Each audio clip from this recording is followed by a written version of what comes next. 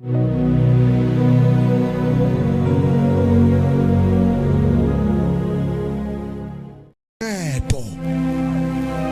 kwigorha kwisoldier.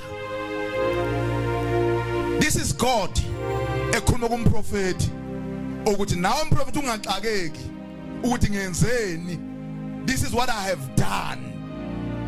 So ngikutshela umprofeti into esengiyenzile hayi engisazoyenza.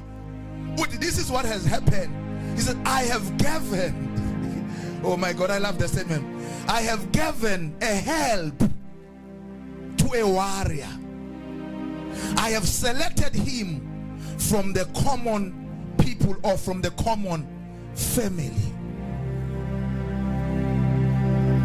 The help nginikeze iwarrior, anginikeze umuntu wesicathala, nginikeze iwarrior. Iwarrior umuntu obonakala eyigorha engakalwi. Khona uhlobo lwabantu oluba ngamagorha akaqalisa ukungena empini.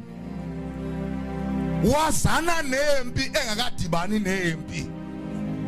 Abanye babo impi yabazi bona bebe ngakayazi.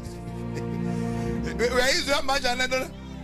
If into inikwe kwamoya yazika ukuthi idestiny yakho nabamelene nayo bazokwazi qala wena ukuthi uyaphi futhi uyokwenzani kwa wena ungakachilekelwa ukuthi ungubani futhi uzothini. Into engamandla eqala ukwenzeka kwidestiny yomuntu, number 1, ifight ibackley.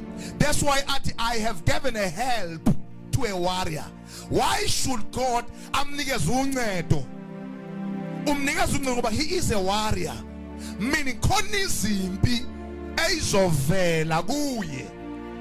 Ubugorha bakhe ke bese dike budinga ukuncediswa yimi kuNkulunkulu.